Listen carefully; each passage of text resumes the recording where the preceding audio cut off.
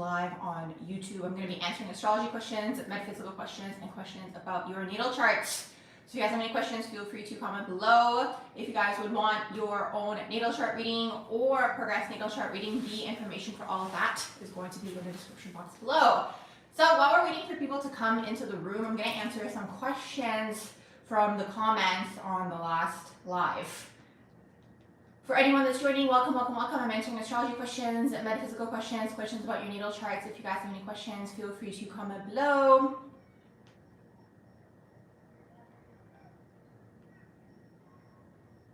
Okay, so one of the questions from the previous live was, could I explain progress charts and how valid it is? And can I also explain a Scorpio North Node in the 6th house? So, progress natal charts basically are the way you have grown and evolved through time. Okay, so that's what a progress natal chart is. So you have your original natal chart, that's going to be a snapshot of the sky when you were born, and just how we grow and evolve as humans. So does your natal chart.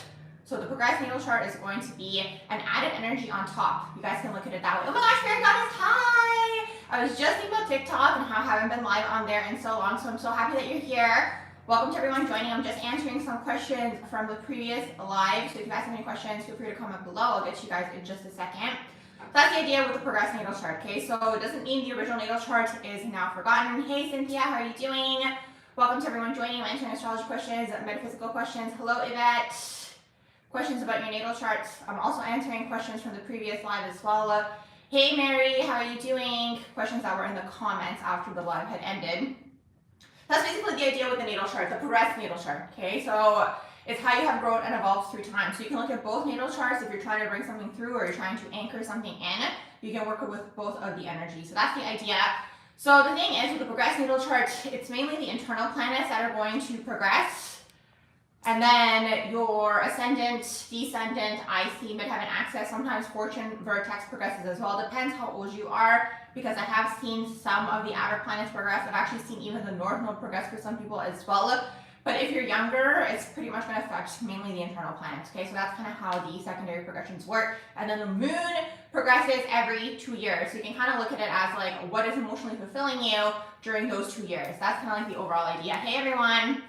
How you guys doing? Oh my gosh, perfect. You said you have North Node in the 6th house and then you have Scorpio Pluto in there as well. That was also another one of the questions here. So I'm going to be answering both of your questions at the same time. This individual also has a Scorpio North Node and in the 6th house. So to understand the North Node, you guys want to look at the South Node. And the South Node is going to tell you where you have come from. Now, obviously, you want to look at everything always in a natal chart. You want to look at the aspects and so on and so forth, okay? But if you look at just the placement overall, the North Node is your life purpose. It's where you're heading in this lifetime. The South Node is where you have been. I also look at North Node, South Node as like the South Node is something you mastered, but you didn't necessarily get to complete, because if you had completed it, you wouldn't reincarnate back. That's my logic behind that. So you want to take the South Node and see how can you apply the South Node in a North Node type of way. So when you have the South Node in Scorpio and it's in the 6th house, that's your North Node, but your South Node in that case would be in Taurus and in the 12th house. Maybe in the past life, you were maybe a little bit more about the day-to-day, about building, getting the gains, getting the money, but maybe in that lifetime, for example, you had a lot of like psychic intuition or ideas, and maybe you didn't get to express that. So you're coming through in this lifetime to now express maybe the metaphysical plane in a more grounded way. And it's like the healer's axis also. That's kind of like the idea, okay? 6th house, 12th house is the healer's axis. The Scorpio, Taurus is like money in one way, shape, or form, right? But it's like personal money versus external funds as well. Hey everyone, how you guys doing? Thank you, Creator Inspired. I'm answering astrology questions, metaphysical questions, questions about your natal chart. So if you guys have any questions, feel free to comment below. I'm also answering some questions that were left as comments after the last live ended as well. So I'm going to get through these and then I'll get to you guys. So feel free to comment below. I will be going in order. So another one of the questions here was Mars in Sagittarius at 0 degrees. And what does that represent? So the 0 degree and the 29th degree, these are the most critical degrees. The 0 degree, you can kind of look at it as a new journey. You're embarking on this, like you're really fresh in that energy. The 29th degree, you guys can look at it as like you're at the end. But regardless, you don't get out of the energy until you master it. So Mars in Sagittarius, basically Mars is what motivates you, what gets you going, what you might be motivated by, like what kind of goals you have, these types of things. It can also be how you handle conflict as well. So when you have Mars in Sagittarius at the 0 degrees, for example, in terms of like going after your goals and pursuing them, because it's in Sag is mutable, right? So sometimes they can go into hedonism, sometimes they can be like, this is more fun, they want to go here, they want to go there, like you might have a hard time figuring out what it is that you want to do. So it's like you kind of have to master the shadows of that energy. I hope that makes sense. And then you go into the divine version, which Mars in Sag is like, I like Sag, basically when they figure out what they want to do and they focus their energy on it, because it's fire, is really, really what that is.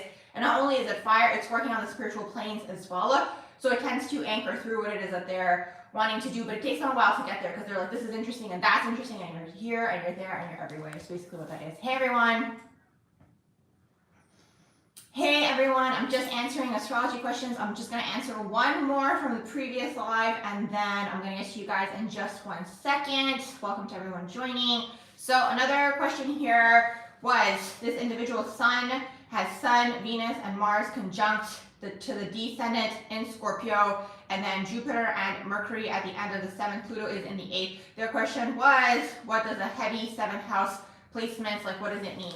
Basically, anytime you guys have a concentration of any energy in your chart, you're mastering that in this lifetime. So if it's 7th house, you're mastering relationships, you're mastering negotiations, you're mastering being in a relationship. You could also be mastering kind of like that codependent energy. So it's like, it's all about healthy relationships is really, really what that is. Because sometimes 7th house people can get lost in relationships or always be seeking a relationship before they maybe do the next thing. That's the struggle with the 7th house, because it's like they kind of feel incomplete if they're not in a unit with another person. But sometimes when they get in a unit, they kind of put all their energy into that person. So sometimes they kind of get thrown off their own path as well. So it's like, it's all about mastering the self at the end of the day. This is really what astrology, the way that I see it at least, is all about. Okay, welcome to everyone in the chat. Let me know what you guys want to know about your natal charts, astrology, metaphysics, the whole 9 yards. So, one of you guys in here said you have Jupiter and Aries in the 7th house, and then you said, does that mean you're going to marry rich? Hard to say, that's just one placement. Jupiter in the 7th house could be abundance activated through a relationship or any sort of like lover. Usually it's Jupiter in the 8th house, that's like inheritance or like a spouse, because the 8th house is a spouse, 7th house is relationships. So for like marriage, we'd have to look at a lot more than just that particular placement. But anytime you're in a relationship, anytime you're in that unit, you will feel abundance. So you'll activate abundance for yourself, basically. Fairy goddess, oh yes, I answered your question already. Your north node is in Leo. Can you tell me what house is it in? Hello, Creator Inspired. How are you doing? Thank you for the comment. Indigenous Being says, what does it mean to have Pluto retrograde in the 7th house? That's intense. Pluto in the 7th is going to give you a very similar energy to having a Scorpio Venus. So it's really, really intense, because it's like when it comes to relationships, you're going to want to hold on. You're going to hold on for dear life. You might be jealous, you might be manipulative, you might be controlling, or you might attract these types of people into your life. Also, you could attract stalker types of people, or you could be the one that's a stalker as well. So it's this, okay, Pluto in the 7th house. It's a lot of like possessive energy, like control when it comes to relationships. So it's a little bit of a struggle, because it's like with Pluto in the 7th or even Scorpio Venus, like the whole reason, at least from like my own like energy tapping into it, is like the whole reason that they're like so like wanting to hold on to their partner for dear life. One of the things is like, it's rare to find someone that they connect with like on that deep, intimate level. So when they find someone, they kind of want that person all to themselves. But also on everything that happens with this energy is you tend to be purging for the other person. So like Scorpionic energy, Pluto in the 7th, even Pluto in the 5th, for example, Scorpio Venus, these energies merge and purge, okay? Or if you have Scorpio in your 7th house as well as your descendant, okay? The energy merges to the person, and then they're purging for the other person as well. So because they're merging to the individual, it's like they start to see this person as an extension of them. So it's like if that person were to leave, they might feel like that, you know, an aspect of themselves is leaving as well. So it's going to be something that you have to work on, because it's like you'll see, you might fear betrayal, but it's like you might see this like playing out as a theme throughout your life, like betrayal or just like abandonment in relationships. And it's not just like romantic relationships with Pluto in the 7th, it can also be your friendships as well. So keep that in mind.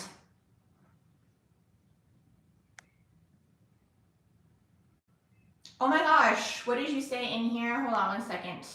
Scorpio Pluto, you have Venus conjunct your Scorpio Pluto. Okay, so that energy, that's another energy that resonates as well. Okay, you said he stalks you so much and then cheats all day long. Yeah, I was thinking about that too, especially if it is like that scorpionic energy if it is in a cis het man, okay? So generally, just up until this point, men that are in this energy, so if they're in the dominant masculine energy, they have not learned to process the feminine energy within, is really, really what that is. So it can really, really go into the shadow, like, especially if there's like unprocessed trauma when it comes to scorpionic energy and like these types of things. And like sometimes I've noticed with these energies, like even Scorpio and the shadow, just overall for anybody, they can kind of like play this like double standard. Like they want to hold on to the person for dear life and they want that person to be available for them anytime. But it's like Scorpio can kind of be like that cat energy where it like also wants to like have its own independence as well. Because like if you guys look at Scorpio energy, the 4th house of Scorpio, so you guys can do this for all the signs to understand the signs a little bit better. The 4th house of Scorpio, okay, if you look at like, this is just like if you look at Scorpio as a sign, okay, so Scorpio as a sign, the 4th house of Scorpio, so let's say Scorpio would be the 1st house, the 4th house of Scorpio would be Aquarius, okay, and then the 12th house of Scorpio would be Libra. So Scorpio is seeking these relationships, right, but they want the depth and the relationships, but then they have that 4th house in Aquarius energy going on within the energy as a whole, so that they want their freedom and they want their independence, but it's like you can't be like that. Like, you can't be in this like double standard where it's like basically like they kind of want someone they're available 24/7, but it's like they want to be able to do what they want. Well, it doesn't work that way, unfortunately, with relationships. So that's the struggle, I guess you can say, with scorpionic energy. And it's like you might see that you're unconsciously playing this out, like if you have these aspects, because there could be an aspect of you that's like this as well, that like wants the merging but also wants the freedom. So there's that. Placidus or whole sign, I go with Placidus. I can't say what's better or worse. It's just what resonates most with my natal chart. So if you're going to be doing readings, you want to see what resonates most with your own natal chart, because in the Placidus system, we also have interceptions, and that has its own messaging as well. So it's this, okay? It really, really depends what's going to resonate most with your natal chart, and then from there, you can do readings for other people as well. If it doesn't resonate with your natal chart, don't try to do the reading in the other system. You know what I mean? Even if like you might think that that person is interested in that particular system, just leave it as it is. Like, this is what resonates with my natal chart. This is the way that I've understood the energies, and like continue with that particular system. That's really, really what that is. You said, yes, I'm absolutely spot on. Yay, it's a nightmare, and on top of it, it's all in your South Node. Yeah, so it's really, really interesting because it depends, because you said you're Pluto and Scorpio. I mean, I'm not sure what generation your partner or lover, you said your ex. Oh, and he had, I'm assuming, I'm not sure, but this individual had Mars in Cancer as well. That's an intense energy. Oh, you did say he in here. Okay. Yeah, so Mars in Cancer, so this is the thing, once again, within cis het men, okay? And it's just like, this is a generalization, so it's not going to be all of them, and it's not going to be everyone, right? But if they're like, you know, like identifying as cis het men, okay, and they're like maybe older than the Gen Zs, okay, because Gen Z is more fluid energetically, and they're more balanced within the energetic, because that's Pluto and Sag. Pluto and Scorpio, what I found interesting with Pluto and Scorpio generation is they have the feminine energy within them, but they haven't like tapped into that energy within them. I hope that makes sense, like the cis het men, for example. So Mars in Cancer within a cis het man, or just like any feminine energies within them, they tend to struggle because it's just like that internalized misogyny. I can't explain it any other way. It's really, really what that is, from socialization. So it's like they have an abundance of this feminine energy, but they might not know what to do with the energies. And this isn't everybody. I'm not saying that this is everybody, but then it tends to go into the shadow aspect of things, okay? Because it's like, just up until this point, the feminine energy is just something that hasn't been viewed as a positive thing. So it's this. And then you said it's conjunction your Lilith in the 12th house, so there's that dark energy as well. It's nice because it's like these views and like perceptions are starting to be deconstructed, which is awesome. It really, really is, okay? But it's like we all have masculine and feminine energy within us, and the feminine energy is the intuition, it's the feeling aspect of things. So it's like if you don't have an outlet, if you can't express your emotions, it turns into unprocessed energy, and unprocessed emotions is really, really what that is, and then it goes into the shadow aspect of things. So it's like when you have a Scorpio energy taking place within an individual like this, that hasn't processed the energy and hasn't processed the emotions, it goes into the extreme shadow. And then Scorpio energy, sometimes when it hooks the energy like into the person, especially if it's in the shadow, it does not want to let go. Like sometimes this energy is like you mentioned, stalking or lurking people like for a really long time. Sometimes you're going to be like hidden about it. Those are usually the more strategic Scorpios, but others don't care. Like you'll know that they're lurking you basically. Okay, you said age difference, so that's even more of just like the old conditioning in terms of like the masculine, feminine energy within, yes, all of the generations from Pluto and Scorpio, like older, they basically have to balance the energy within themselves. The younger generation and moving forward, like they're more masculine, feminine energy balanced just within themselves. And you'll see like even the way that they look is more like androgynous too. Like they kind of all look very, very similar. And it's like, I explained this once in one of my videos. I just don't have that video posted anymore because it was like super, super cruddy, but I was explaining where I see the future heading, and like I was explaining how the masculine feminine polarity even took place and happened, and how we're now getting closer and closer to the energies being balanced within the people. And because the energies are being balanced within the people, they're also starting to look very, very similar, and eventually it's going to merge within the person, and then we ascend basically out of this earth plane. That's kind of how it works. Okay, so we fell. Okay, there's like a whole esoteric theology why we energetically fell and separated into these two polarities, but I'm not going to get into that here. That's probably going to have to be a whole video of its own. Okay, Yvette, you said you have Sun and Venus in Libra in the 10th house, but your midheaven in the 11th house in Scorpio in conjunction with your Pluto. Okay, so midheaven's conjuncting Pluto. That's power and control that you're looking for. Your north node is in Aquarius in the 2nd house. And then any insights about career. So the name of the game for you here is to get money and to get abundance and to get elevated in this way. Okay, it's basically what that is. You do have Sun and Venus. You could be creative with that energy. Sun and Venus in the 10th house.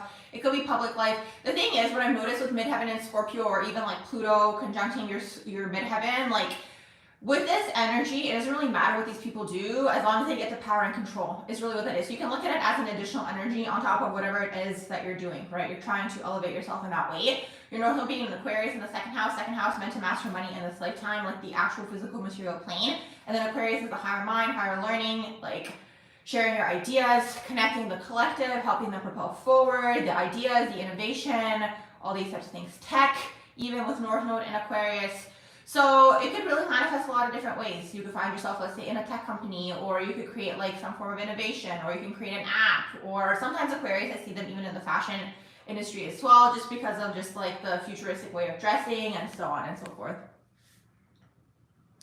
Thank you. I'm so glad that the videos resonate. Oh my gosh, that's a long time, 16 years. I'm curious to know what's going on. I mean, I guess you type some things in terms of the synastry. Yeah, it's Plutonian. It really, really is with the Scorpionic energy in there. And then you said he has Neptune and Venus conjuncting, yeah, and it's also Neptunian. That's the thing, because it's like when it's a Neptunian relationship, basically the person creates this like dream in their mind that you're not actually, so they kind of put you on a pedestal. And then if it's like Scorpionic or like Plutonian as well, it's like they try to hook in. So if any of you guys feel this energy, and it's so interesting because I was just talking about this, so I have a video coming out on my 2nd channel actually, where I look at people's natal charts. I'm not going to tell you guys who it is yet, but in that video, you know, it's good to listen to all the videos because it's like we can learn through other people just about shadows in general. And in that video, I was talking about this individual shadow. So I was trying to explain to people like, you know, shadow Scorpio energy feels like a vortex is really, really what that is. It kind of feels like it's pulling at you, kind of like a vacuum almost. And this isn't necessarily the best energy because sometimes you really have to assess the person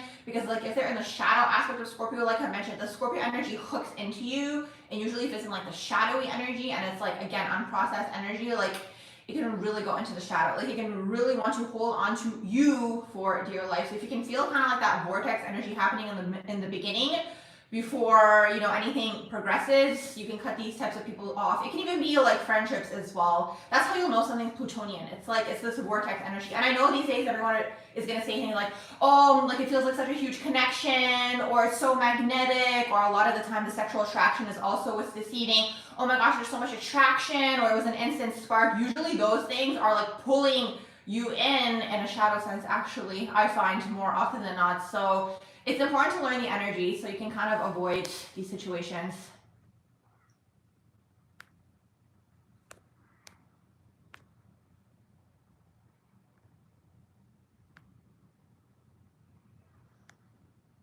All right, I'm just going back up. Sagittarius rising, Aquarius sun, and Virgo moon, Venus in Aries. Very, very nice energy. Let me know what you would like to know about that. Mars in 1st house, is it bad?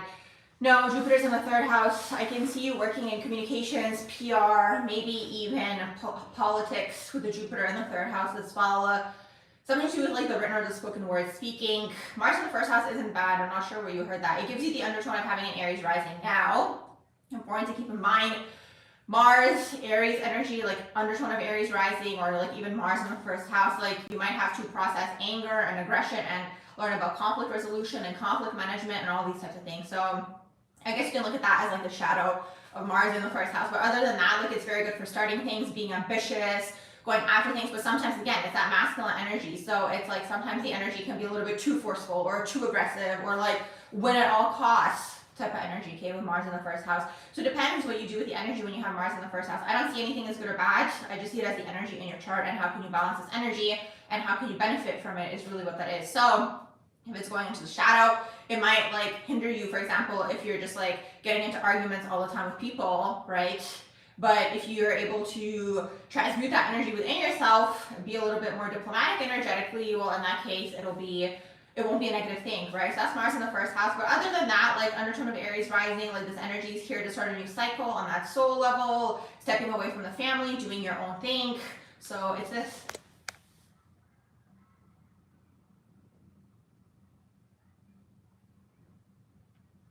I'm just going back up. Hey everyone joining the chat. I'll get you guys in the bottom in just a second. I'm just going in order. Jupiter and Sag in the 7th house. Fingers crossed things will get better with your dating life, with Jupiter opposing your, I'm guessing, first house for a year. You have Jupiter and Sag in the 7th. See, this is another one of those energies that feels like it can achieve more abundance when it's in a relationship or in a partnership with another person. Jupiter and Sag. I'm curious to know what's going on also maybe with your Venus as well. And I'm curious also to know what's going on maybe with your moon. Gary, you said you want to know how to get rich, okay? And then you said you're a Taurus rising with midheaven in the 10th house and Gemini in the 2nd. Okay, so I have a bunch of videos on my YouTube channel. I have exploring your 2nd house, okay? Because your 2nd house can also tell you about how you can make money and abundance. Taurus rising, of course you want to know how to get rich because you're a Taurus rising. There it is, okay? So Taurus rising is mastering money in this lifetime. Okay, what I would suggest for Taurus rising is learning about investments, the different types of investments, how does money work, having multiple sources of income coming through. You said midheaven in the 10th house and Gemini in the 2nd. Is Taurus in your midheaven as well? Or what do you have in your midheaven as, like, what's the sign in your midheaven? And then you said you have Gemini. Okay, you said Gemini in the 2nd. So that's through speech, speaking, communication, siblings. So like maybe like your siblings can connect you with people as well as you have a business. It could also be cousins. It could also be short distance travel as well. I'm curious if you're still in the room. No, I don't do Vedic. Like I've looked at Vedic for my own natal chart, but I don't do like Vedic for other people. I know some things, but I do Placidus tropical. You have North Node in the 12th house Virgo. You also have Mars and Moon in the 12th house Virgo. Okay, that's a lot of 12th house. You also have Saturn conjunct your descent in the 7th house. Okay, that's a lot of karma here that you're clearing. I picked up with the mother, especially because the Moon is in the 12th. It's from a past life. And then you also have the North Node in the 12th house as well. It's carrying over into this lifetime, the karma with the mother. And even what I picked up on with like the Mars in the 12th, what I picked up on is like karma with like the masculine in general, like men in general. Maybe there was like aggression or something of that sort. So that was just what came through. And then your descendant, oh there it is, the descendant 7th house in Aries. There's the aggression. Okay, yeah, that makes sense now. Yeah, the descendant 7th house in Aries. Yes, yes, that could be aggression in relationships. It could be just like aggression around you. Maybe even like the people around you could have been just like intense, aggressive, argumentative, conflict, and these types of things. So for 7th house in Aries, it's a little bit of a struggle because it's like you might be attracted to these types of people, or these types of people might be attracted to you. So like learning those like red flags early in terms of aggression in the shadow in relationships as well.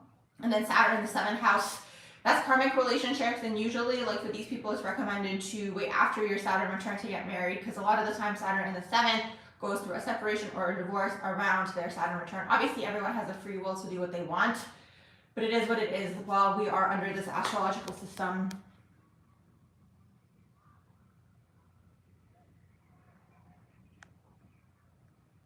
Okay, Justin, you said, I'm going to go back up in just a second. You said Cancer man with a Cancer midheaven. You said Cancer sun 9th house. Oh, you have a lot of Cancer energy in your natal chart. Okay, so it's all about basically getting in tune with your own feminine energy within. We all have masculine feminine energy within us, and something that a lot of people don't understand is like a lot of authenticity, and just like even like people who become quote unquote successful are the ones who got in tune with themselves and with their heart space.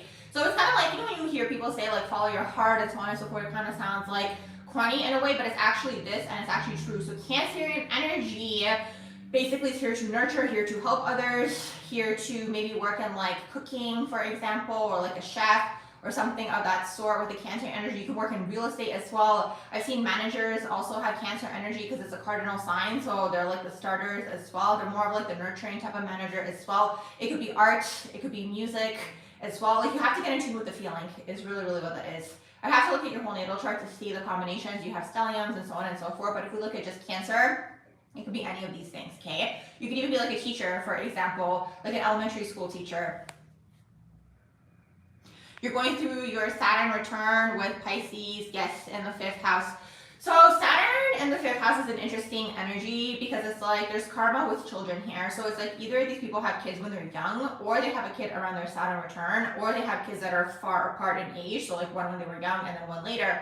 Or the best case scenario for this energy, if you do choose to have kids, is to wait until after 35. That's usually when Saturn returns, and like you have more time and maybe even resources and energy to be with your children, for example. Also, this energy can manifest into not having kids at all, because really what Saturn in the 5th house is working through is the inner child, okay? You're healing the inner child.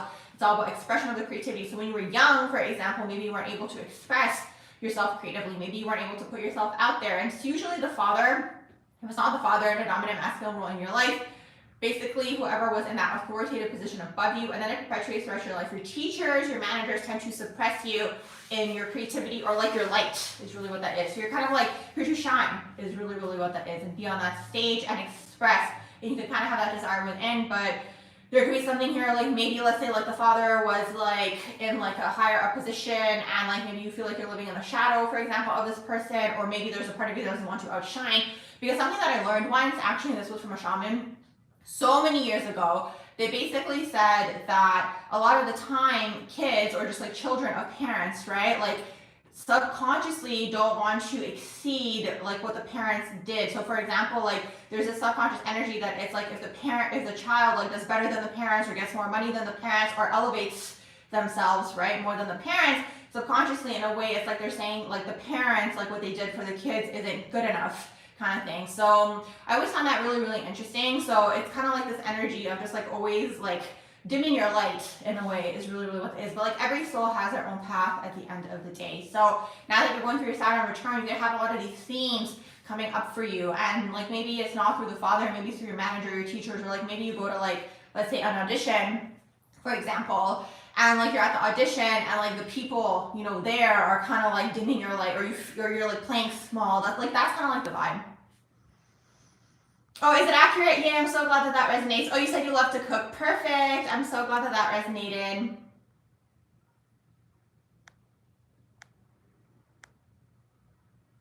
Oh my gosh, yay. I'm so glad that that resonated. Yay. You said you're free-spirited. That's awesome. Yeah, I'm talking about, like, I'm just going over the questions. So if you guys have any questions, feel free to comment, and then I will just speak, and whatever comes through, comes through. Okay, there's a lot of you guys with Cancer energy in the chat, and it's so interesting because that was one of the first things that we were talking about earlier, okay, before you guys came into the room. So I was basically talking about, like, so up until this point, right, like there's been a certain like perception on masculine energy, feminine energy, and usually like if you look at the genders, there's always like a dominant energy within a person, right? But like a successful person is going to master both energies within them. That's the way that I see it. And especially it's like if you are looking to go into like anything that's like you being authentic. That's kind of what I was saying earlier as well. It's like you kind of have to get in tune with both energies. So it's like, unfortunately, up until this time, the feminine energy has been suppressed, and that's within everybody, okay? So the feminine energy is feeling, it's intuition, it's going to be your psychic gifts and abilities, it's going to be art, it's going to be creativity, all of these wonderful things. The love energy, the nurturing energy, like that's all feminine energy within. So everyone has these energies within them, okay? That's kind of how it works. And then people have masculine energy as well. The masculine energy is like the go-getter, the disciplined person. It's going to be someone who's perseverant. It's going to be maybe someone who is very confident as well. So you want to work with these two energies is really what that is. So Cancer energy is feminine, okay? That's how I see things. Everyone has these energies within them. So it's when we look at astrology, then you'll see what energy are you operating out of, okay? So if you have Cancer, you're operating out of feminine energy is really what that is. So it's about the feeling, it's about the intuition, it's about getting in tune with the feeling. In your case, you said, how do you feel better with the moon in Cancer? And then you said no overwhelming. So a lot of the time, on top of all this, the feminine energy is absorbing a lot, okay? Because in the collective, there's a lot of unprocessed stuff. So who picks up on that? It's going to be the person with the feminine energy. So it's going to be all the water signs, the water placement, and so on and so forth. And this is regardless of gender. Once again, everyone has these energies within them. That's what's important to understand. So when you have a moon in Cancer, Cancer is the most abandoned sign of the zodiac. And usually when you come through with Cancer energy in your chart, you're resolving some sort of karma with the home and with the family. So it's interesting because when you have moon in Cancer, either you feel abandoned from a young age. Usually it's emotional abandonment I find with Cancer. So it's you either feel abandoned from a young age from the mother because it's in the moon, or it's you're carrying this energy within you, okay? So a lot of the time Cancer energy is connected to orphan past lives, especially if you have it in the moon sign. So it's maybe that happened in this lifetime, or maybe you carry these energies within you from past lives. So it's Cancer people are also learning how to have a family and how to be part of a family unit. So you'll see these people always kind of feel like they're in a family type of vibe, whether that is with their friends, whether that is with their colleagues. So sometimes that energy can also hold you back, for example, right? Because it's you were always searching for this family, and now you created this family feel with your colleagues, and you don't want to leave your job. Maybe you got a new job. I always kind of use this example to kind of just paint the picture so you guys understand. But it's this, okay? So it's it's a little bit of a struggle because Cancer really gives. But a lot of the time what happens with Cancer energy, what's interesting is the whole reason they're nurturing everyone else is part of it is they want to be nurtured, but also the other part of it is the avoidance of basically clearing and nurturing the energy within the self. You're welcome. Hey Brianna, oh my gosh, I'm so glad that you're on the live. Perfect. I will get to everyone at the bottom in just a second. I'm just going to go back up to the top. Astrological perspective phases during election time. Yeah, so in the United States, the elections, if you're talking about the United States, is going to be when Pluto is in Capricorn, and yes, that's not going to be a very interesting, it's not going to be a very fun time energetically, because it's Pluto and Capricorn is part of the old system. So we have Pluto in Aquarius that went into Aquarius this year. Now it went back retrograde, and I literally can feel the energy. When it goes retrograde, I can feel the energy. Even Mercury retrograde, I can feel a lot of the time. It just people's stuff comes more to the surface, and I just can feel into that. So Pluto's gone back retrograde, and then it's going to go right in that window when they have the elections and so on and so forth. It's going to be in Capricorn. So the way that I was seeing it when Pluto goes into Capricorn, and that's only going to be for a few weeks, and then officially it's going to go into Aquarius officially. So what I was seeing was when Pluto goes into Capricorn, is because Capricorn is the old system, it's the old way of being, it's the old traditions and so on and so forth. Basically what's going to happen is again, it's all alleged, but energetically, they're going to try to keep the old system going. I hope that makes sense. Or just try to pull people back into the old energies, but it's not really going to work either way, because we're going to be going into Pluto in Aquarius, which is a completely different way of being, and it's going to be completely open energetically. The way you guys can tap into it is just go and check and see when, I think it was May 2nd, when Pluto went retrograde. Before that, okay? So while Pluto's been in Aquarius, you guys can kind of see, or if you feel into the energy, it's way later than Pluto and Capricorn. So yeah, I'm just not a fan of Pluto and Capricorn. It's just very shadowy. It's very just ancient. So that's the only thing that I can say really is just that's what's going to be happening during that time. So I just think there's going to be a lot of just tension, but there always is. You know what I mean? Anytime there's an election, especially in the United States, there's so much separation in terms of the size and polarity. Oh my gosh, so many questions about sidereal astrology. I just look at it for myself. I don't do it for other people, but I have looked at it for myself. I look at everything is really what it is, because everything is a code, right? So it's good to look at everything. Oh, it's not letting you send me a super chat. Oh, that's so unfortunate. You can go on my PayPal if you want. It's going to be in the description box below.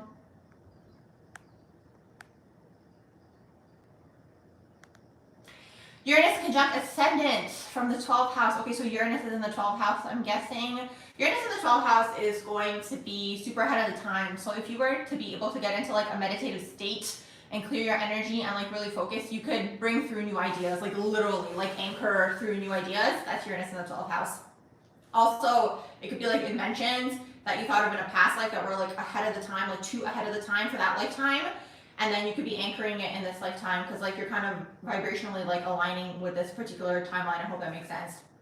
And then Uranus conjunct Ascendant is always going to be you're unique, your appearance is unique, you might be taller. With Uranus conjunct Ascendant, you might be more like, you might stand out in terms of your style. You might have a very specific sense of style, or like the way that you do your hair, or the way that you do your makeup, and so on and so forth. So that's kind of like the idea for Uranus conjunct Ascendant. You're unique, you're ahead of your time, you can pick up on fashion trends, or like outfit trends, or just like any kinds of trends, like you're gonna show that basically on yourself.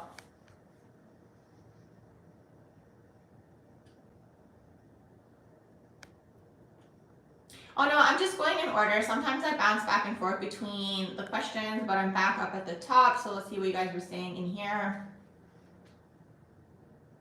What's the importance of 0-degree planets? You have Mercury at 0 degrees in the 8th house of Virgo. So you're basically in that energy and you're mastering it, and you can't get out of it until you master it, okay? So Mercury at 0 degrees. And the thing is, what I've noticed with this energy too is it tends to go into the shadow of the sign until you master the energy. So what I mean by this, like Mercury and Virgo can really go into overanalyzing and thinking, especially because you have it in the 8th house. Like that is a private investigator type of energy. Like you can probably find anybody or anything or any sort of information on people like with like just their name with that type of energy, okay? So you're probably going to be very interested, or like you might be interested in these types of careers with the Mercury in the 8th house in Virgo, for example, or anything that involves like attention to detail, research, getting to the bottom of something. But sometimes Mercury in Virgo at the 0 degree, it's like overthinking, like really overanalyzing, like really going into the shadow of the crown is the way that I call it, where it's like you're really critical is really what that is of the world around you, and you might just be like all about the logic. I'm curious to know also maybe what's happening with your moon as well. Let's see. He said, how do new moons affect the midheaven? You have no Gemini placements other than your midheaven. Yes, so what you guys can do anytime there's any sort of transit taking place is you can see what house you have that sign in, okay?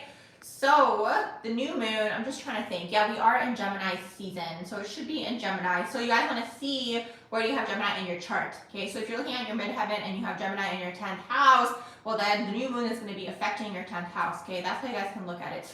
So when people do those videos when they're like, Aries rising this, Libra rising this, and then they say to you, oh, you can look at this sign and this sign, because they're doing it based off of this concept, right?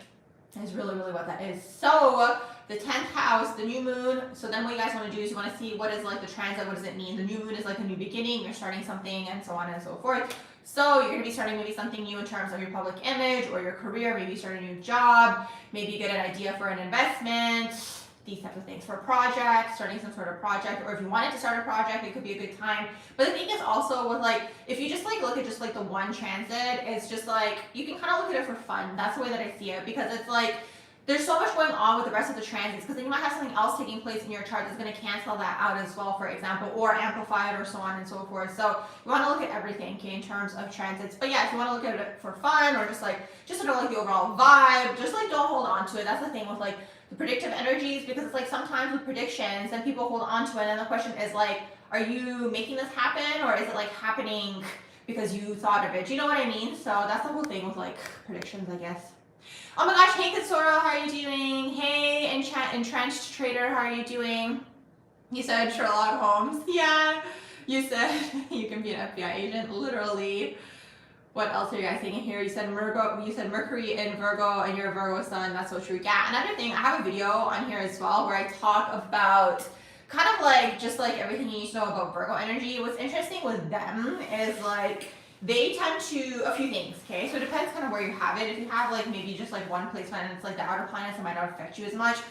But if it's in the personal planets, or even if it's your rising sign, like Virgo, what tends to happen with them is like they tend to grow up in environments that are just like, there's this like high level of just like expectation of you guys, or just like even pressure maybe to be perfect. Like there tends to be critical energy around you guys. So you guys tend to become very competent at a very young age, is really what that is. And that's like the whole chicken and the egg thing. Like, are you like this because of the environment, or is it like, were you unconsciously picking up on like the expectation? Like that's the whole question here. But regardless, like there's this whole competence energy attached to Virgo. Like they tend to be so competent, they tend to be as close to perfection as possible compared to the rest of the signs. I hope that makes sense. Like they tend to be very good at a lot of things, the Virgo energy. So it's this, but something that I was thinking about the other day is like when Virgo energy kind of releases this, and if they go into the shadow of Virgo, the energy can really be scattered and it can be like really all over the place, because it's like you can kind of look at it as like, I don't know, was it a movie that I saw this in? There was this like, I don't know, I'm seeing this like snippet where like the girl was like perfect her whole life, and then I think she like failed her like nursing exam or something, and then she like started wilding out. Like that's kind of like the Virgo in the shadow energy is really what that is. It really can go into that other extreme when it's in the shadow. So, because it's like it spent its whole life just like trying to be like perfect and so on and so forth. But like one of the things that Virgo is meant to learn in this lifetime is that perfection doesn't exist, is really, really what that is. And like balance at the end of the day to get somewhere in the happy medium. I think that's the whole thing for all the signs. You're welcome. Gemini, 5th house with Mercury in the 10th house of Scorpio. That's really interesting. Mercury in Scorpio is more like withdrawn. I'm curious to know what's going on with your 3rd house as well. You'd have to look at the aspects too, but Mercury and Scorpio can be a little bit more withdrawn. They're calculating. They'll only tell you what they want to tell you. And like Mercury and Scorpio, or just like any Scorpio energy really, it's like there's always a motivation behind what they're saying, especially the older that the energy gets. If it's not like a dynamic where it's been established and you're like in the inner circle of a Scorpio, the only time they're really going to interact with you or speak to you is like if there is some sort of benefit here, is really, really what that is. And I don't mean that in like an opportunistic type of way. It's just like Mercury and Scorpio just isn't the most open, talkative type of sign, right?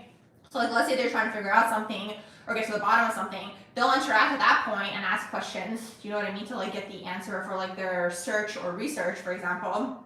But other than that, it's more of a quieter energy. It's brooding, it's behind the scenes, calculating, you know, so that's that Mercury and Scorpio. But it's in the 10th house, so that's that public energy. I'm curious to know, is your midheaven in the 10th house as well? And then Gemini in the 5th house, like that's a creative energy overall with Gemini in the 5th house. That could also be like what kinds of children you might have, like your kids might be Gemini-like. So what is an intercepted north node, south node? Oh, you have north node. Okay, so anytime I see an interception, sometimes, okay, it depends on the person's chart, but sometimes someone has an interception and there's nothing in terms of the placements that are intercepted. And it's like the interception means just one thing, but I noticed that a lot of the time, if they have an interception and then they have placements that are intercepted, this now draws my attention to these placements even more. And a lot of the time, this tends to deal with your life purpose even more, okay? So now that you have your intercepted north node, south node, like there's more of an attention now on this energy. So you'll have to work harder to get into that Leo energy, to put yourself out there, to be on that stage in the 9th house in terms of like talking about the higher mind and maybe religions or belief systems and these types of things, okay? The south node for you would be in Aquarius and it would be in that 3rd house. So maybe you have some sort of ideas from a past life or something of that sort that like didn't necessarily take off. I'm actually seeing you like living in like a very limited type of like region. Like these days we're blessed with the internet, right? Like you can literally reach like different types of people compared to back in the day where it was like maybe just like the people that were around you in your community, right? So it's easier to reach individuals now that are going to be more like-minded like you, is really, really what that is. So there's something here, maybe you created something and now you're taking that idea and maybe now you're channeling it or like you're pitching it in a way that's more Leo-esque. I hope that makes sense, like out there more. A Scorpio will treat you right. I'm going to say they're going to treat you right if they're being treated right. If they pick up on any sort of nefarious energies or activities, they will definitely withdraw. Like a Scorpio, it takes a long time to get into a Scorpio's circle. And you might think that you're in the circle, but you might not necessarily be in the circle with the Scorpionic energy. I will say that much. Because Scorpio is very good at like making people think that, not even on purpose, it's just like, I think, because there's depths to the Scorpio energy, do you know what I mean? So like, it takes very specific individuals that have passed a lot of these, like most of the time they're unconscious tests. I know people talk about Scorpios and tests, but Scorpios and like the testing isn't always conscious necessarily. Like they're just like feeling into the energy and feeling into the vibe. Because Scorpio can compartmentalize energetically. Like they can be like, okay, this person is like this, and that's kind of like all that that person is. Maybe there's no depth, like this is going to be my friend that I go for coffee once in a while and we just like hang out and like that's it. And like to that person, they might think that they're besties because like the Scorpio is going to offer a certain type of depth to the relationship. For example, like let's say someone that's a little bit more lighthearted, let's say it's just like a Libra dominant type of person, for example. The Libra person might think that the Scorpio is kind of like a bestie or something of this sort, but the Scorpio person might not feel that way with the Libra person. So That's the thing.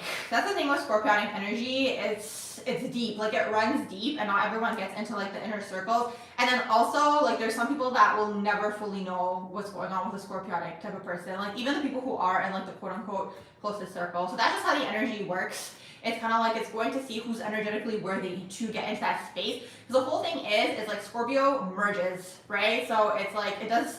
There's a lot because it's like a healing energy. It's going to merge. It's going to kind of like hook into maybe what's going on with the other person, or like maybe the other person, like, you know, what their wounding is and these types of things. So it's like not everyone's going to get that aspect of them. I hope that makes sense. Exactly. So you treat everyone until they cross you. Yeah, I'm glad that the analysis helped. You said, speaking of competence, you keep seeing that Aquarius people are smart. You're an Aquarius and you don't feel smart. And then you said, is it because you don't have other Aquarius placements? I'm curious to know what else is going on with the rest of your charts. Like what's going on with your third house, what's going on with your Mercury. Devin, you said you're Scorpio Sun, Scorpio Moon, and a Libra rising. Yes, yes, that's exactly how the Scorpio energy works. There's so many layers and levels to the Scorpionic energy, and it just is this. Okay, do I have any family karma, or you're asking in general, do you have any family karma if you have Scorpio stellium? Okay, we're back to the Scorpio energy. In the third house, Mercury retrograde, Venus retrograde, Sun and Pluto, Leo rising, South Node, Libra, second house, North Node, Aries, 8th house, Moon, Taurus. Okay, that's a lot. Saturn, 4th house. You have overall a lot to clear in terms of the home, because you also have the Saturn 4th house as well. Mercury retrograde is a specific spiritual message that you're anchoring in this lifetime. Scorpio in the third. I'm curious to know if you have Scorpio occupying your third house overall. Scorpio is always clearing things within the family line. That's the thing to understand. They're always transmuting, maybe is the better term to use as well, because it's like anything that is shadowy, okay, comes to the Scorpio person. So it could be like jealousy, it could be betrayal, it could be codependency. Also with Scorpio, like they're transmuting these things, right? So if you have the Scorpio stellium, yes, you're transmuting that energy for the family line. And on top of that, you have the Saturn in the 4th house, which is also karma with the home overall to clear, is basically what that is. Sometimes it's like you're meant to get to that point in the family dynamic where everything is harmonious. Like if you're the one that's clearing the energy, it's this as well that could be taking place. North Node is retrograde. Everyone's North Node, South Node are retrograde. When a planet transits a certain, so you said when a planet transits to a certain point of the chart, is it activating the birth or the progressed chart? You don't understand how both can be activated. What do you mean? Oh, I see what you mean, like the transits. I always look at the original natal chart for transits. You can look at the progressed as well. Like you can look at the natal charts, because there's natal charts that have the original natal chart, the progressed, and the transits. You can look at everything is really, really what that is. What's my sign? Try to guess. My sun, moon, rising. If you guys know, don't tell the other people. Can Saturn transiting through the 12th house bring psychic attacks? You feel like you got thrown into the energetic realms without knowing how to swim in those waters, and Saturn entered into Pisces? Yes. Yes, absolutely. Okay, so here's the thing with like psychic attacks and so on and so forth. Like you will feel the energy if you're not energetically protecting yourself, is really, really what that is. And to energetically protect yourself, you want to keep your vibration high. I'm sure you guys have heard this. You want to clear, you want to heal any sort of lower chakra wounding that you guys might have. You guys want to exercise, be outside, be in nature. If there's someone that you know is sending you the attack, like disconnect from that person.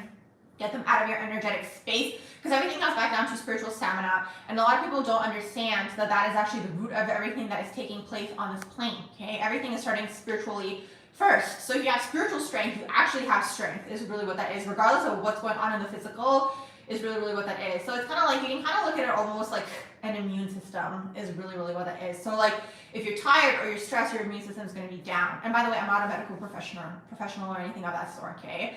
I'm just kind of using it as an example. So this is the thing also with like the spirituality aspect of things. It's like if you're unaware or there's wounding or there's anything of that sort, like yes, energies can like get to you more easily because your vibration in a way is down, or like your guard is down, if that makes sense, okay? So it's like you want to elevate your vibration. So when you elevate your vibration, nothing can stick to you anymore. And usually like you'll feel psychic attacks more if it's someone that's within your immediate circle. And also you guys, be careful with like what you eat.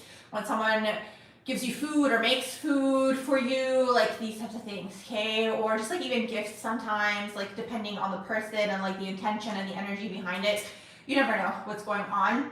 with people and like what their intentions are as well. I did a clearing once for someone just like energetically, and I picked up on, they had like a specific type of book that someone gave them.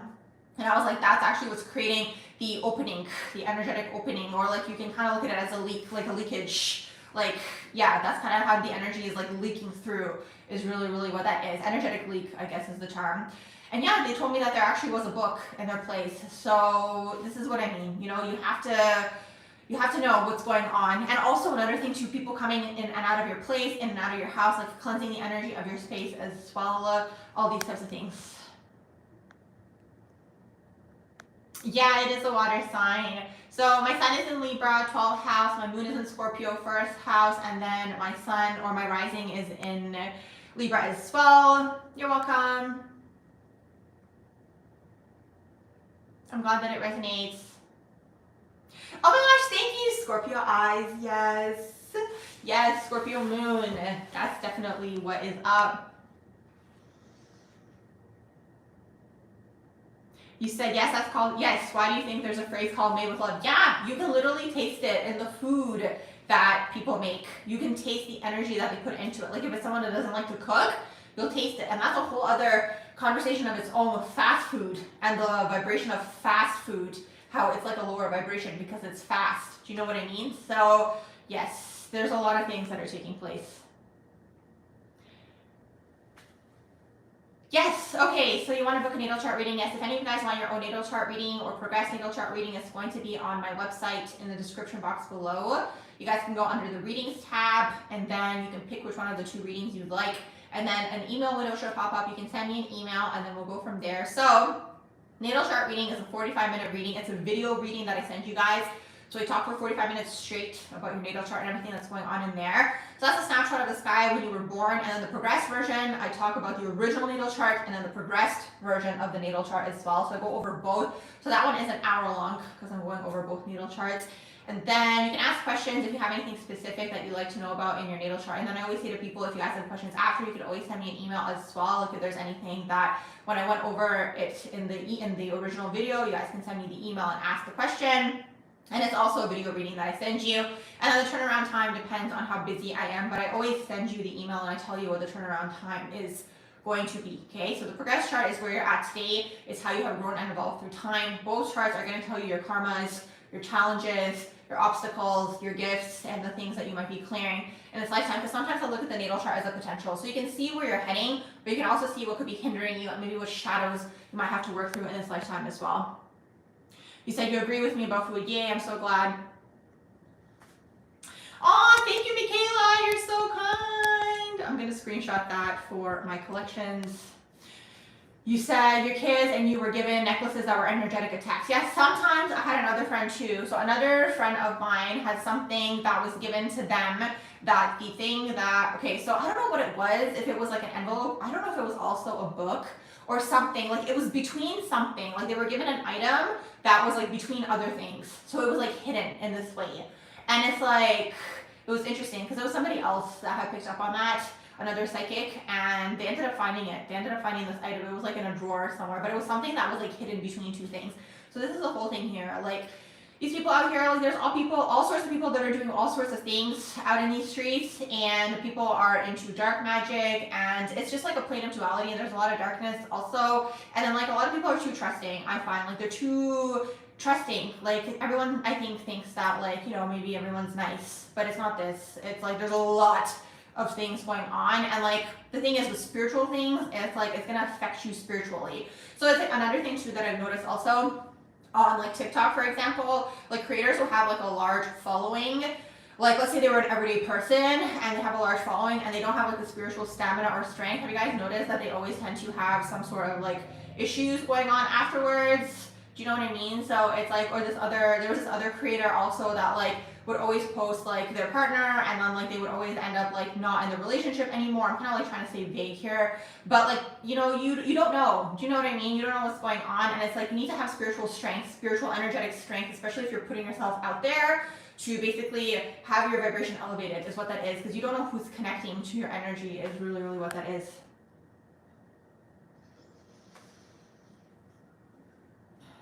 No, I don't feel it anymore. I don't feel this. This is what I mean. Like the more that you expand outwards, this is how I see it. Energetically, when you expand outwards, it's actually connected to your solar plexus chakra, your spiritual strength. So the more that you develop your solar plexus chakra, you're not going to feel it as much. Do you know what I mean? But like if you're just starting out, and the way you can develop your solar plexus chakra is by putting yourself out there. There's no other way. Do you know what I mean?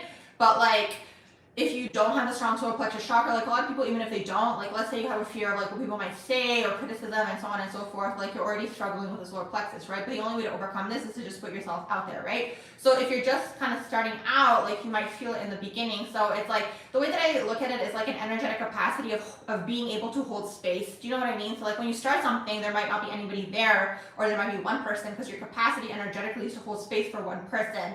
I hope that makes sense. But the more you build your spiritual strength, you're able to energetically hold space for more and more people. That's only if you're not doing things from an ego-driven place. If you're doing things from an ego-driven place, that's going to end up blowing up in your face afterwards, unfortunately. Okay? It's just the way that the energies are right now for people who are just like, let's say, manipulating or tricking people, or just like, you know, just like salespeople that are just trying to like trick people into like buying something. You know what I mean? Like that type of vibe, that type of energy. That's going to boomerang back, right? So it depends on your energy and your intention, but yeah, that's kind of how I look at it.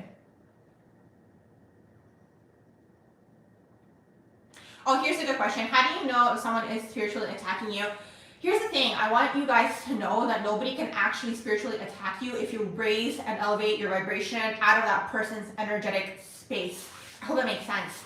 So it's like a lot of the time, and it's hard to say because you have to get in tune with your own energy, and you have to get in tune with your own intuition, because I can psychically pick up on people's energy is really what that is. And it's usually someone who's in your space, you know what I mean? Because the thing is, if it's someone that you know, you're kind of opening the door for that person. If it's random people, they can't really affect you because you don't know them, the door's not open. Do you know what I mean? But if it's someone that you know, you kind of have a cord connected to this person. So it's like, if you have a cord connected to this person, the door is energetically open, so they can maybe send you something. And sometimes it's like, they don't have to be spiritually doing something. Sometimes it can be a snide comment. And it's interesting, I actually have a video coming out, you guys, called about how entities can attach to you, and I talk about that in there as well, okay? But it's like, you have to basically, like, if you can feel it coming from that person, you're gonna have to cut the cord with that person, or just like not interact with them anymore, and then elevate your vibration, okay, to get out of that frequency. I know people talk about raising your vibration, kind of like it's a slogan, but it really comes back down to purifying your vessel. What do you eat? Do you exercise? Are you eating junk food all the time? Are you lethargic? Are you not moving? Like, that's all bringing your vibration down. So when your vibration is down, things can attach to you more easily, is really what that is. And like I talk about too, like developing the strong solar plexus, the strong core, expanding your aura outwards. And the way you can expand is by closing your aura, is really, really what that is. And you can close your aura by like not going into addictive patterns, not being in addictive behaviors, not being in self-sabotaging types of behaviors, and that's all through self-exploration, is really, really what that is. So someone can be trying to energetically, spiritually attack you, but like you guys can look at people who are in the public eye. Do you know what I mean? And like some of those elevated people who maybe get a lot of hate and nothing happens to them, right? Actually, that's interesting too. So interesting that this individual's coming up twice now. This shaman from like way back in the day that I met, and I asked them as well, and I was like, how do celebrities not get spiritually attacked or like psychically attacked? And at that time, this person said to me that they work allegedly, okay, with magicians. Okay, this is what the person said to me. And I didn't really fully process what they were saying. I was kind of like, okay, magicians, like this was like a few years back. And now I'm like, oh my gosh, I totally see it. So they have like spiritual people that are working with them. And this is what a lot of people don't know. And I'm pretty sure that this is like things that they get taught when they enter into like their little clubs and so on and so forth. You guys are going to have to read between the lines. Let's see. Exactly. Be careful with being too trusting. Out of sight, out of mind. Absolutely. That can be one of the things too, to basically cut out the person from your energetic field. You said there are techniques that can seal the chakras and protect your energetic field. Yes, that was another thing that popped up on my feed the other day. Someone was charging $5,600. Okay, I don't know if it was US. $5,600 to clear or like align someone's chakras. You guys, you can do this on your own. You know, here's the thing, you can go to a person, that person can open your eyes up, and if it's like an actual healer and a good healer, they'll open your eyes up to maybe certain things that are taking place within your energetic space, but the work is on you, okay? Nobody can clear it for you. They can temporarily you know, make you feel better sometimes if you go for one of these sessions and like they elevate your vibration in that moment, but the rest is up to you, so it doesn't go back down is really, really what that is. So don't fall for these types of scams, because a lot of them are basically taking place these days. I'm glad that it resonates. Yes, I like the chill vibes as well.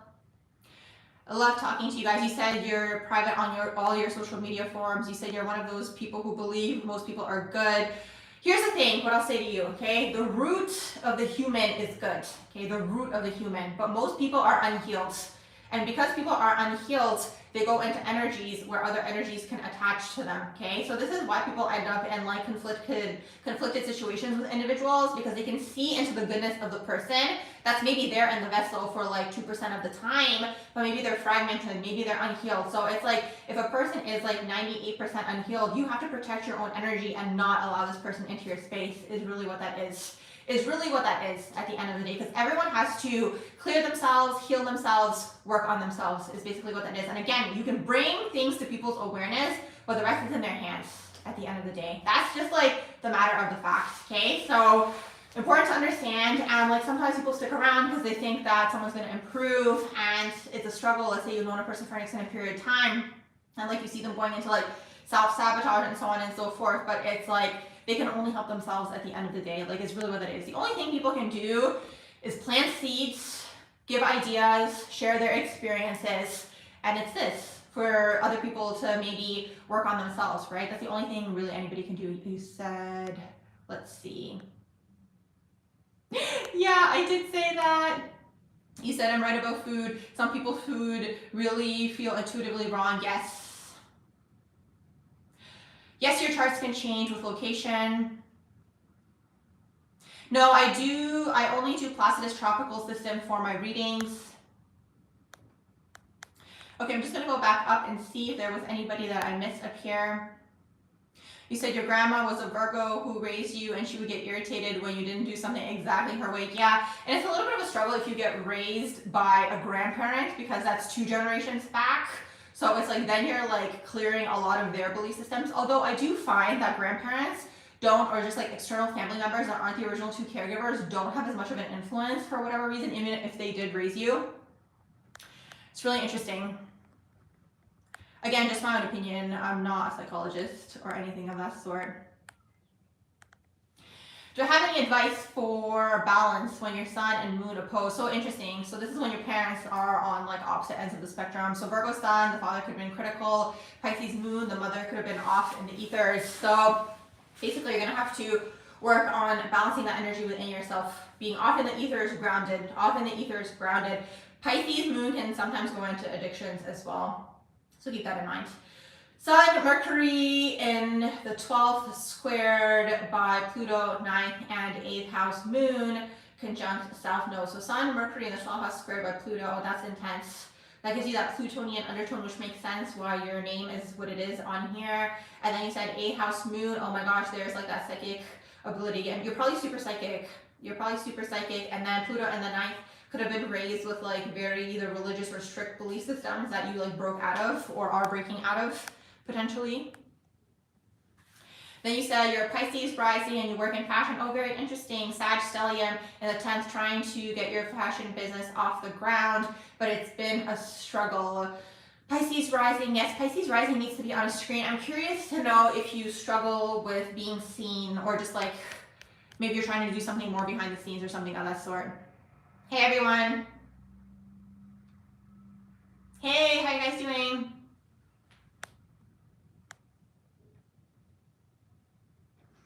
Let's see. Oh, you said there was this guy from the gym who you caught recording you on his phone, and then when you got home, you felt his sexual energy around you. It was gross. Yeah, that's exactly a thing. So that's another way entities can try to come at you as well. Yes, it's this. It's interesting because the thing is, there's just so much to say about sexual energy. There's just like so much to say because it's a lot to say. It's a lot to say. It would have to be a whole video of its own with sexual energy, because it's like there's like conditioning around sexual energy where it's like people think that there is a specific way that it should be expressed, but it's like the sexual energy actually is your creator's energy and it's your manifestor's energy. So most people are just like releasing their energy, and then it's like they feel powerless in their life, or they're like energy vampires looking for like their next energetic prey, I guess you can say. But it's like they can do that themselves if they were to basically elevate their vibration. I hope that makes sense. Okay, I'm just going back up.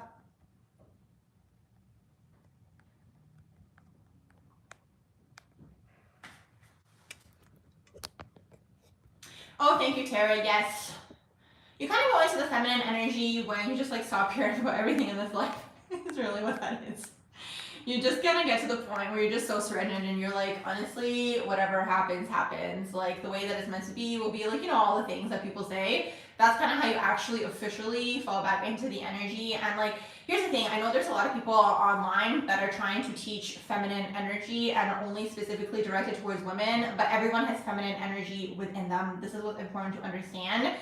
And it's just like, it's just so interesting because it's like, if you actually go into the feminine energy, like a lot of these coaches are trying to teach about providers and so on and so forth, but it's like, overall, you still will be provided for by the universe. I hope that makes sense. Do you know what I mean? So it's really interesting to see because it's like people are kind of getting the concept, but they're not there just yet. But that's part of like the ascension, I guess you can say, because people have to go through the fourth dimension to get into the higher vibrations. So a lot of people are kind of like getting the concepts, but they're still looking at it from like a 3D lens. I hope that makes sense. Like very like rigid and constructed.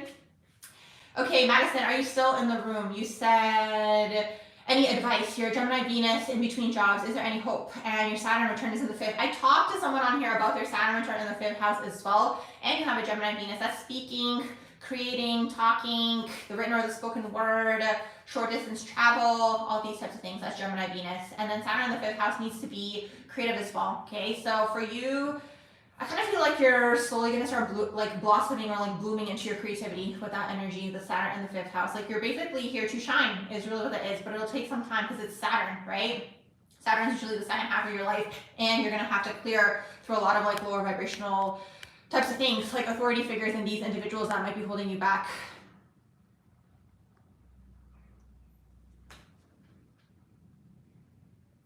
Yes, Michaela, I like that too.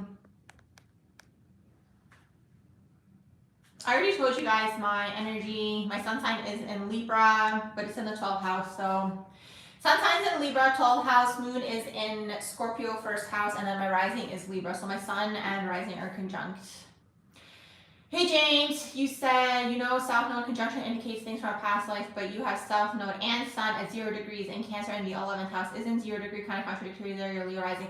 First thing I thought of was karma with the father, that you're clearing. The father could have been an escapist or maybe even substances. Usually Cancer is associated with alcohol, but it doesn't have to be. Sun in Cancer, like he could have been more lethargic or something of that sort. The thing is, 0 degrees, you don't get added the degrees until you master that energy. So, and a lot of the time you go into the shadow of the energy first. So it's like Cancer, Sun could be like you're working through that lethargic energy within yourself, for example, or like feeling into things or like unmotivated or something of the sort. Because Leo rising wants to be seen. Leo rising wants to be on that stage is really, really what that is. All right, I'm just going back up. Yes, Libra Sun, rising, Scorpio moon, that's me. And then you guys said in here, he said the only reason people want to be famous is because they're obsessively concerned with power. Just a heads up. Something that I was thinking about too with people who want to be famous is they want to be seen. Do you know what I mean? Like they really want to be seen. So maybe they spend a lot of their earlier life not being seen.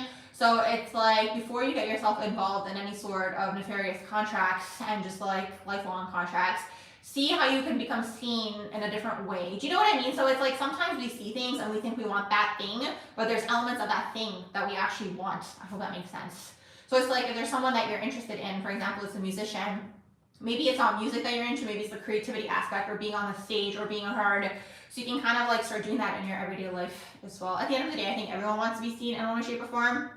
You're welcome. I'm so glad that that resonated, because the thing is when people don't feel seen, it's something that I've been psychically seeing for people who kind of like are disconnected, and if they don't feel seen, it's connected to like not feeling like you exist is really, really what that is. Because that is like a whole, like, you know that whole saying, like if the tree fell and there was nobody in the forest to hear it, like did it actually fall? That kind of happens with humans, and that's actually connected to like the loneliness epidemic. But I'm not going to take you guys too much into the crown, but that's just something that I've been thinking about lately.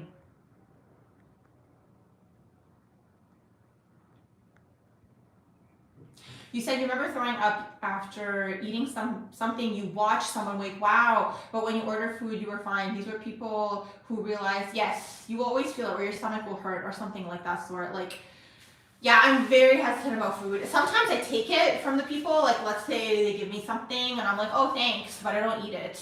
And it was so interesting because that actually recently happened to me when I was in Costa Rica.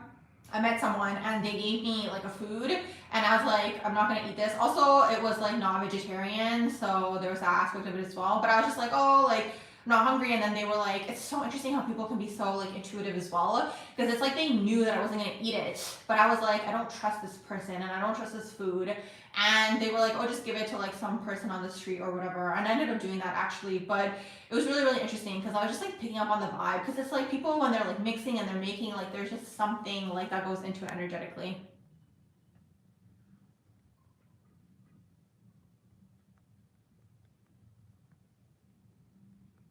Yes, astrology is awesome because then you guys can learn more about yourselves. And when we learn ourselves, we can integrate our shadows, and it's just going to be easier for everybody to just like be on this earth plane is really, really what that is. Because then you'll see like unconsciously what you do in your life that could be holding you back. Because that's the thing, you could have like a shadow, and sometimes the shadow, for example, sometimes people have like the shadow. Actually, this happens more often than not, I've noticed recently. Like people who live double lives, okay? So people who live like double lives, where it's like they have this life where they're trying to like paint a certain picture, and then they're doing this whole other shadow flex on the side. And these are people who are so not integrated, okay? Fragmented is the word, is really, really what that is. Like they're so separated from like their shadow self and what they're trying to put out there to the world, right? And a lot of that is connected to shame sometimes, and just like expectation. Because I was thinking about it and I was like, sometimes people like, you know, really care about maybe what the family thinks and so on and so forth. So they kind of like do things for that reason, or just like they're kind of on autopilot and they're doing things for this reason. But then they get to that point and they're like, wait, this is not actually what I want, or like they like what they have, or like the benefits of the situation. So they like stay in it, but then they're like pursuing their side thing, and it's like a shadowy type of side thing, which can really go into like a shadow situation like really quickly. I'm really speaking between the lines here. Maybe some of you guys are gonna know what I'm talking about.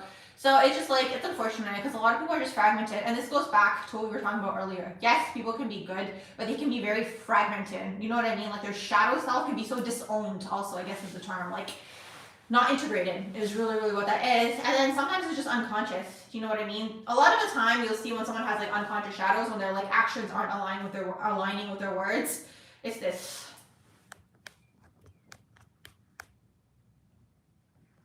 Hey Angelo, how are you guys doing?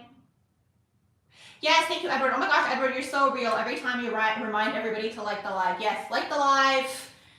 You guys can like it in here. You guys can come out of it as well. Oh, thank you, Michaela. You're so awesome. You said your sun is close to your first house. That's awesome. You said you have Venus conjunction that South Node 2 at 2 degrees with Saturn in the 7th house. Relationships and dad have been huge themes. You're trying to focus on entrepreneurship since your Saturn return. That makes sense. The 7th house can also be entrepreneurship as well, because it can be very much like negotiations and like these types of things. Yes, Tara, absolutely. I can see through people in a second. And these days, even more. Like these days, I'm literally seeing like the ego mask that people have on. And this is everybody. It's everybody. I was walking through the park the other day with someone, and like we were walking, but I could hear the two people behind me, or us, and they were talking about something, just like some sort of like conversation, just like random. And like one of the people was like talking the entire time, and I'm just like listening, and I'm just like, hold on. I'm like, this isn't even who you are though at the core. Like it's really, really interesting. And then you can also see just like shifts within people, and like, yeah, you see a lot. It is what it is though. It is what it is at the end of the day, because you know what? It's better to see it within people, because sometimes like, I don't know, I've just been thinking lately, it's different when you're younger, and I guess you just like see the world through like a rose-colored lens, but sometimes I just like look at individuals and I'm just like, how do you not see that? Or like another thing, I can like sometimes see what's going on within a relationship between two people, or like if one person is hiding something and so on and so forth, and I look at the other person and I'm just like, how do you not see this? Do you know what I mean? Obviously I don't say anything. This is like when I'm out and about and like looking, just like observing people. I'm always observing people, basically storing that psychic information. I'm glad that resonated. Angelo, you said, can I talk about Virgo moon? Yes, I talked about it a little bit earlier, or did I? Maybe that was Cancer moon. Okay, Virgo moon is the most psychic moon, okay? Because they're grounding psychic information. They think it, they act on it, they think on it, and they act on it, okay? Pisces moon is often the ethers. They merge. That's the struggle with Pisces energy. They merge is really what that is. They're open and they're merging and they're in the dream world. Virgo's not. They're practical, you know? And you operate well down here, right? Because this earth plane is Virgo. Is really, really what that is. Okay, so yeah, you're super, super psychic. You could have had a critical upbringing though. I was just speaking to someone about somebody else as well who had a Virgo moon, and I was literally saying that to someone today, which is really, really interesting. That Virgo moon energy, basically, like you can have a critical upbringing, the mother could have been critical or the home could have been critical, to the point where it's like there's this like pressure energy that you feel, you might project it onto other people, where you might feel like people are pressuring you into like giving you an answer or doing something, but that actually comes from the upbringing as well for Virgo moon. But overall, super hardworking, super competent with the Virgo moon. Depends what else is going on with the moon. Are there any other moon aspects, or what's going on with the fourth house to see how that Virgo moon is operating? But that's the overall idea. You said you feel so ashamed when you can see people and what's going on under the surface. People you know are in relationships. Yeah, I don't know what to say. Everyone's kind of like on their own journey. It is what it is at the end of the day. I'm like the type of person, like if you're not asking me something, I'm not saying. Do you know what I mean? Like if you ask me, I'll tell you. I will tell you. But if you don't ask me, I'm not going to say anything. So it's this. Yeah, that's the thing that a lot of people have been saying, that you can't hit like the likes. I think it's because it's vertical. Because the thing is, YouTube is doing this new thing where they're like kind of trying to do like TikTok, where like the vertical streams are popping up in other people's feeds, just like they do on TikTok. I don't think the horizontal ones are, but the vertical ones are. You know, when people are like swiping on TikTok and you can go into other people's lives. So I think when you're in it, you can't come out to like it or something. I think there's that. And there's also like you can't go back, I think, when you're like in this type of format. When you're in the other type of format, like the horizontal one, like you can go back. But yeah, with this one, it's only when it gets posted, then you can go back and like watch it from the beginning. Hey Ben, how are you guys doing? But yeah, Bella, also don't internalize like what's going on with other people. Like that's nothing really to do with you. You said, is that a good thing? Wouldn't that mean that it's basically on the split of maybe you were talking to somebody else in there? You said your life really started after your Saturn return. Me too. You said already you accepted it, though with 21 first knowing about it, you did hope to change it, but really it is going on even though you try to make it different. Okay, so interesting. So interesting that you say this, because I was thinking about this earlier this week. So I was saying to the people earlier as well in the live, and people who are watching the replay, like basically I did a video on an individual that I'm going to be posting on my other YouTube channel. So it's called Barbara Talks Some More. That's where I go over people's natal charts. And everyone is like, the best way you guys can learn in this life is through other people, so you don't make their mistakes, right? So anyways, what I was thinking about connected to that person was like they did something around their Saturn return. I'm not going to tell you guys who it is now because I don't want to give away the information so you guys can watch that video. But what I was thinking about overall was just like, it's unfortunate because it's interesting to me. The prefrontal cortex aligns with your Saturn return. And like I always look at Saturn return as you embarking adulthood. So a lot of people get energetically tricked or trapped before their Saturn return. So something happens, right, where like then after their Saturn return, they're kind of trying to untangle the web of what happened before their Saturn return is really what that is. This is why it's like recommended, obviously everyone has the free will to do what they want, but to like wait until after your Saturn return to make big decisions or like these types of things, because that way like you'll see things more clearly is really, really what that is. You just like, you literally have a different perception on life is really, really what that is. I know people freak out about the Saturn return, but like I never get why there's so much fear mongering out there, because you're always in a Saturn cycle all the time. Do you know what I mean? After your Saturn return, you're still going to be in a Saturn cycle. But it's like the first Saturn return, you're embarking on adulthood is really, really what that is. Have your fun before then. Have fun is really, really what that is. Don't take life too seriously and try not to get sucked into the shadows is really what that is. Because around your Saturn return, you're starting basically the adulthood journey. And adolescence, I've spoken about this before too. Adolescence, like someone once said, it should be extended. I think it should be extended until your Saturn return is really what it is. We're living longer and all these types of things, and it's definitely connected to that prefrontal cortex developing. You just see the world differently. Do you know what I mean? Just like all the things like that I would do before my prefrontal cortex developed that I probably would not have an interest in doing today. Yeah, it's really interesting. So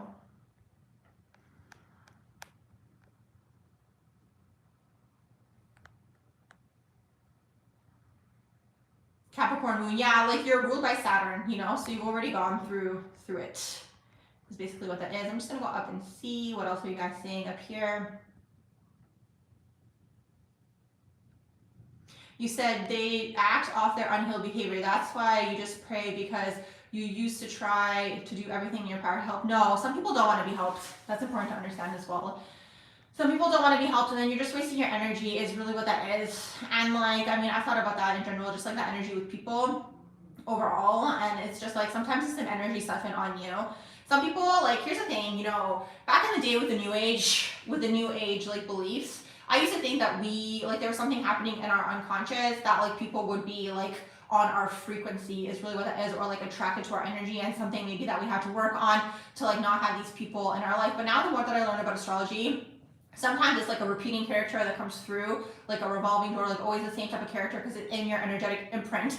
First of all. Second of all, the more that I learn about energy, it's like sometimes when you guys are going on an upward trajectory and you're going toward like your path and you're like in alignment, you will be sent distractions, okay? This is just like the way the plane of duality works. People will be sent to you, and a lot of the time these people are going to be people that come through like energetically coming at your like wounds or even your soft spots or these types of things. Like let's say you want to help people, you know what I mean? Sometimes it'll be someone who's an empty vessel and you feel like you think you can help them and you're just wasting your time and it's just throwing you off your path energetically is really what that is. This is for everyone. I'm just saying in general. I'm just kind of using that as an example. But it can literally be anything. It can just be like, you know, like sometimes you see someone and you're like, oh, like there's, again, that whole like 1% of goodness or 2% or even 5%, but then there's shadows, like they're trying to come at you all the time with like snide comments or like jealous remarks and these types of things. So it's just like, again, it's all about protecting your energetic space is really what that is.